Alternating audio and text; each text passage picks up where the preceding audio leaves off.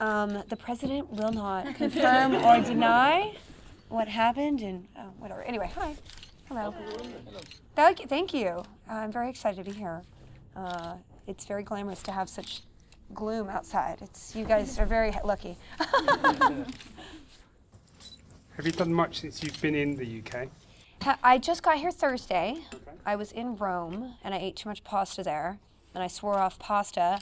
And then I went to Paris and I ate too much cheese, and then I swore off cheese. So I'm very excited to see what food group I refuse to eat after this trip. Thank you. Some very inappropriate photos on your Snapchat, mind, I have to say. What did I do? Did I do something inappropriate on Snapchat It's again? all the pictures of all the artists, like the half-naked statues and everything like that. Oh, well, it's anatomy, and I feel like we should celebrate and point out big, interesting wieners on statues in Rome. There is a variety of body celebration, and the more I can educate the world and go, hee, there's a wiener, the better, probably, for people appreciating art. I felt very educated. Thank you very much. Thank you for that. So you've done Comic-Cons, a lot of them now. How does MCM London kind of rate against some of the other cons you've been, maybe some of the ones in the States? That's a good question. I didn't know what I was getting into. I had heard very good things about MCM, and just looking out on the floor, it's way bigger than I thought it would be. I mean, I would say that it reminds me a lot of New York City Comic-Con, which is quite large. And the good thing is that it seems to not be hot, because being hot in a room with thousands and thousands of people is the worst, as we can all testify.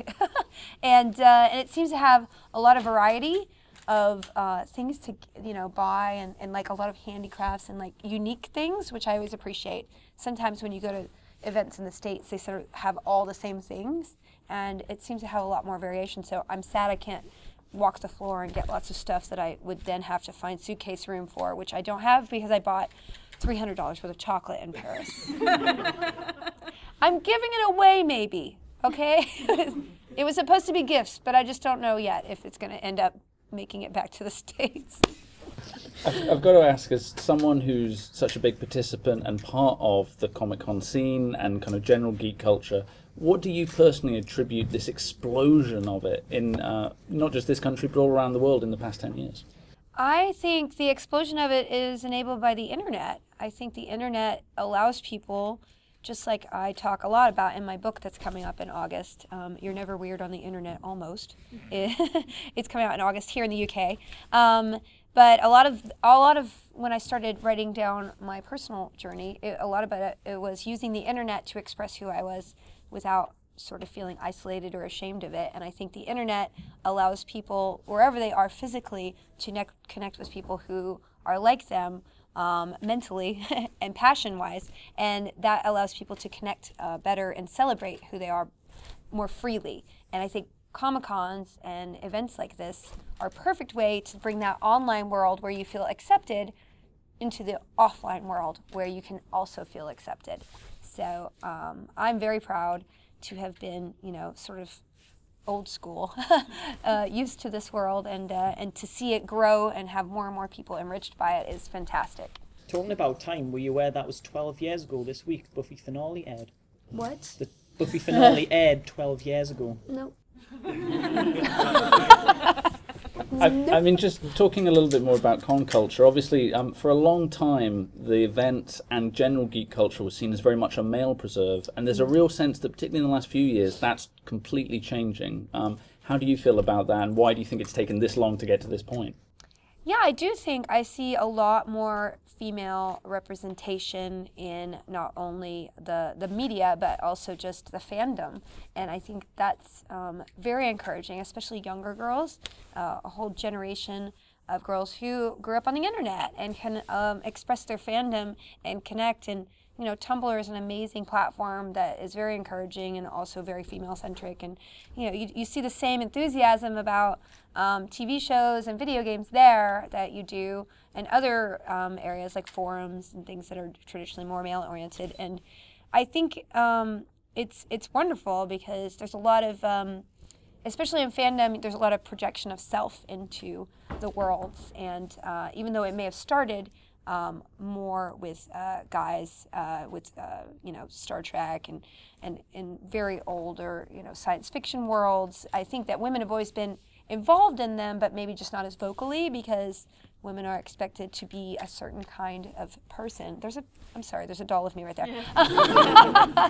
Yeah, that's okay. I think there are a lot of cliches of women not liking these things, and that really kept women out of it, at least vocally. And the internet allows people to feel a little bit more free in being themselves, so they feel more support to show the world that they're interested in a video game or a show. And I think it's very awesome, because to me, nerd culture is genderless, it's backgroundless, it's ageless. Really, you're connecting over something you love, and whatever that person looked like or their background, if you both love Doctor Who, you can have an amazing conversation. And it overcomes a lot of societal boundaries that might not even be real for us. They're just sort of told to us that they are barriers, and geek culture allows us to overcome those, I think. Kind of on that theme, what do you think therefore about the number of female characters there are in kind of superhero films, for example, and the whole issue there's been recently about the action figures that are available in the kind of versions like Scarlet Witch, or whether it's Black Widow, compared to the Hawkeyes and the Iron Mans and the Captain Americas of this world? Yeah, no, I totally think it's very lame. I mean, there are certain, I love superhero, I love superhero. I'm not a huge superhero comics fan, because I never really identified very strongly with a lot of characters there, like Wonder Woman.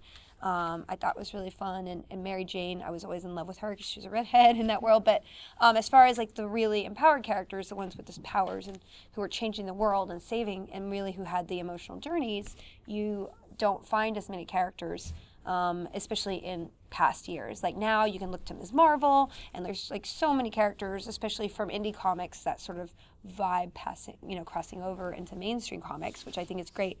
So I think that in the comic world and the gaming world, you could see a lot more examples of stronger female, I hate to use the word strong, but just prominent female characters where you actually understand their emotional journey versus being an appendage to the main male character's journey. And I think television has a lot more cliches and limits to what people think of women characters as. So especially, shows like Gotham and Flash and Daredevil, like those are amazing shows with very complicated lead characters, but you don't necessarily look and say, hey, I want to be a Karen, or I want to be an Iris. Like, you don't have as strong women characters there with their own independent emotional journeys who could possibly carry the show themselves. And that's how I like to measure every character, whether it's a strong character or not, female, any background. Would they be able to, on their own, carry the show? And you don't really have that, especially with female characters who are supposed to be love interests. So hopefully, I think awareness and people pointing it out it's possible to affect change and really encourage writers, male or female, to sort of broaden their idea of what a romantic female character, super or not, could be. What do you think should be done to make women more stronger in the just in storylines? Because you're describing how there's that thing, but what's your opinion? What do you think needs to be more stronger? I think we all need to overcome the cliches of what we're told women characters are, and I think that rather than looking to actors to make that change. The most powerful actors can influence the kind of roles they get done, but it's only about 20 people or something who really can make movies happen. Really, it's about encouraging and educating people of diversity to be behind the camera more, writing more, being executives more, and directors. Really, those are the people who make the stories that are presented. And if, even though there are a lot of barriers to women getting into those paths, the great thing is that we have the internet, and we have places that you can show people and prove concepts that might not be mainstream likable or approvable, but can actually find an audience. The Guild was something that I made for 6 years, completely outside the system, and I know that it never would have gotten made regularly. There's an amazing web series called High Maintenance, and one of the directors is a woman. So I think there are tools that we have at our fingertips. If you have something to say, you just have to have a role model to show you this is something that could be cool to be versus just being an actor. Is that why you help support Morganville with the vampire series? Is because they have so many strong female characters in it? It's certainly something that attracted me to it. I'm friends with Rachel Kane, the author of those series, because I'm a huge fan of genre romance literature. It's one of my secret Achilles heels, or my passions, as far as a hobby goes. And I have a book club, Vaginal Fantasy, that we do read a book like that every month, and it's very fun. But that was a friend of mine trying to set out on her own to make her show because it was getting into development and her series was not getting made. And she decided to Kickstarter it herself, and I wanted to come in to support that however we could, because I think scripted television outside the mainstream is how we're going to change the perception of what is a character and what is viable or not. And you're part of a lot of fandoms like Supernatural, Buffy, obviously, and the Guild. What do you think you're recognised for most, and what your fans come up to you most talk about? It's very divergent. I get recognized a lot, just randomly on the street, sometimes, and it will be from usually the Guild or Supernatural. There's a lot of gamers there's not a lot of entertainment that gamers instantly associate with a person. So I think the Guild is quite popular. And then lately, since I've been on the show a lot more, Supernatural, I've been recognized quite a bit. It's very fun to play a character that's resonated. Isn't a regular character, but it resonated a lot with fans, and that's what I loved about being in genre shows, is that it means something more to fans than just kind of watching and filling an hour of their week. Obviously, she was a huge Harry Potter fan. She had little Hermione. You a Harry Potter fan yourself? It's J.K. Rowling's really prolific on Twitter now. Yeah. Is she someone you'd like to meet in? Oh my God, are you kidding? Yes. I mean, every time I'm walking around London, I'm like, where's the secret door? I walked into her in Oxford Street, so just walk up and down Oxford Street. Really? Got a selfie with her and everything, so up and down Oxford Street. She was checking the bank. I'll just live there. I don't know. She should have people to do that, but you'd think. But yes. No, she's an amazing role model for people. And if you read about her journey, she did not have an easy time writing that. She was definitely struggled a lot, and especially I think she's talked about depression before and writer's block and all these things. And everybody looks at the end result of things and thinks, hey, I want to do that, but you have to really sign up for the process and all the hard things to get through it. And that's why I admire her being open with that. And I talk about that in my book some, about how hard it was for me to just get up and do things. And thank goodness I did, because I have a lot of people staring at me right now because of it. Obviously, we're at a time of great inclusivity and a lot of change, but that's also coming with a backlash, and I wondered if you had particular feelings about things like Gamergate and some of the ways in which the darker side of the internet seems to be fighting against increasing prominent roles for women, particularly in gaming and geek culture. I think that whenever you challenge someone's paradigm about what the truth of something is, then you're going to have people who are inflexible and not able to change their perception and feel that any judgment or trying to change a world or a fandom is a reflection on judging them as people. The thing about geeks in geek culture is that we really all feel very passionately about what we love, and we feel ownership over it, especially gaming.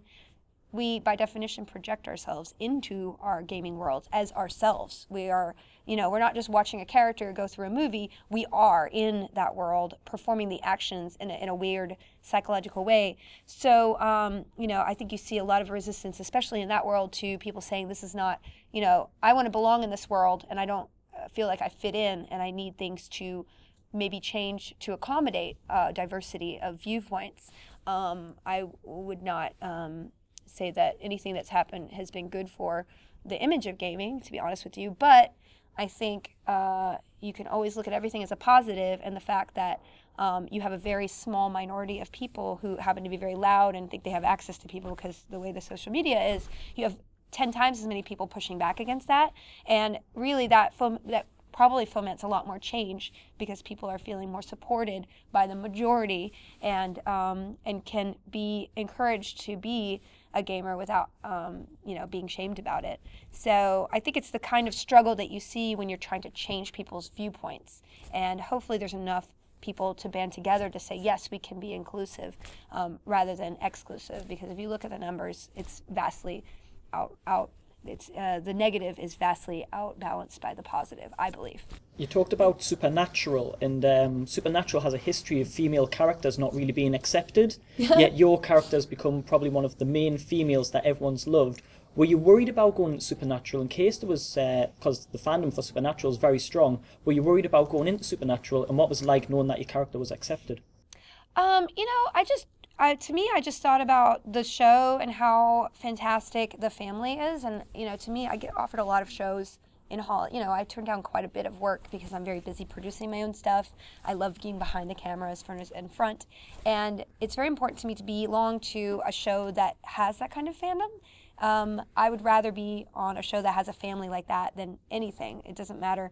The work is fun and the job is fun, but if it doesn't have that element of adding to people's lives, then it's not as interesting to me to do it. So, Supernatural had a great fandom, and over the 4 years I've been on the show, the fandom has grown exponentially, and I think that's just helped by social media and Tumblr and Twitter and all these other, and the fans, Jared and Jensen, really love their fans, and the schedules they work are insane, and the fact that they do conventions all the time and they go out of their way to greet fans, and they've really set a family tone on set and off that inspires me and makes me feel like a continuation of the world that I started, which was in Buffy, which had the same sort of we're all in it together sort of spirit. So I'm very thankful to the fans for liking my character and being on the journey with me until the end. What's it like knowing you've got your own little toy figure as well? That's why I brought that along. I thought, for me, when I was younger, it's like having my own toy figure of me is just like, wow, big geeky nerdgasm. But yeah.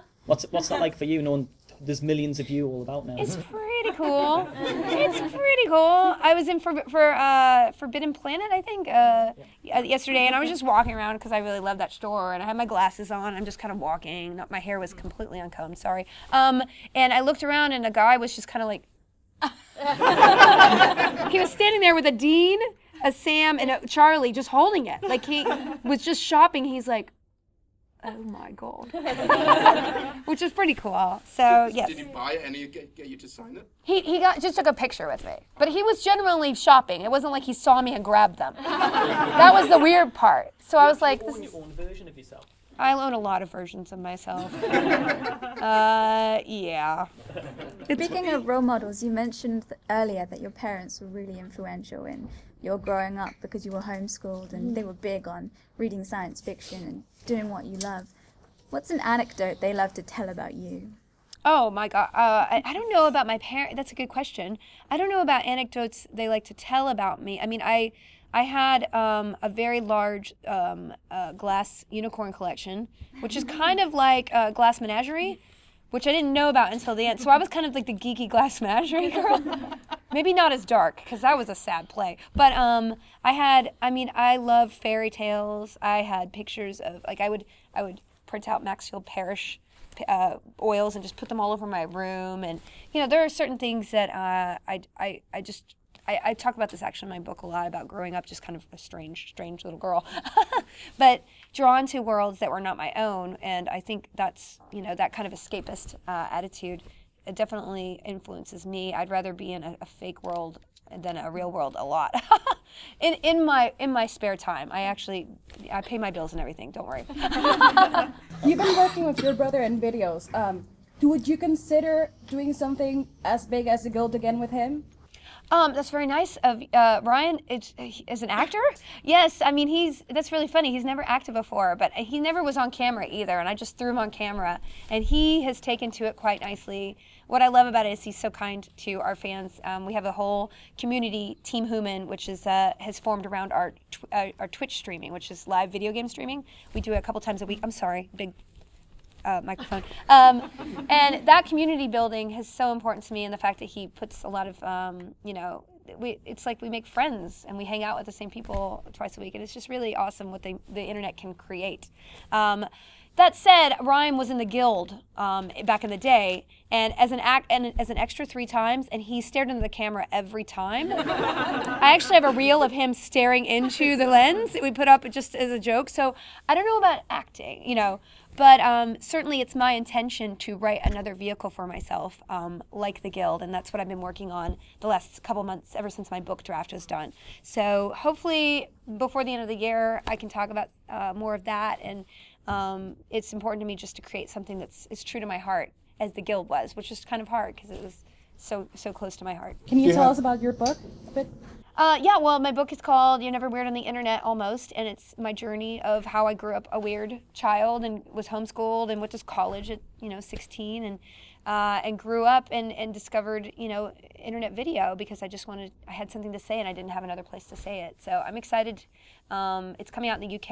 I actually have a publisher here, so hopefully I'll be back to talk about that more in August when it comes out. It actually took a year off last year to write it, so it was kind of hard. Talking about yourself for a year is like, that's a lot of me. But I think that given all the reviews and the blurbs and things that are coming in, I wanted to write it so that people could take something away from it and either create or connect with other people, just like I did, that led me to here, which is an awesome. Wait, I want to take a little Snapchat of this because this is weird. It's so much people staring at me, so you guys can be the hi. Hello. Oh yeah. It's a really creepy cover, huh? Hi, press. These are press people. Hi. Okay. And now I can watch it. Now you can watch it on Snapchat. It's riveting. What is your Snapchat? Oh, it's this Felicia Day. I don't know who Felicia Day is. I don't want if you met her. punch her in the face or him. It could be a him. Really interesting artwork on a Snapchat, though, I have to say. Yeah, there's a lot of wieners. Oh, there we go. On the MCM Expo with a new necklace. Well, the necklace looks lovely. Thank you very much. I got it in Covent Garden. It's a dinosaur, right? Yeah. Thank you very much. Thank you. It's not a fashion show, but it is pretty great. Well, thank you. Oh, it's a green room. You don't know what happens in the green room, guys. What happens in the green room stays in the green room.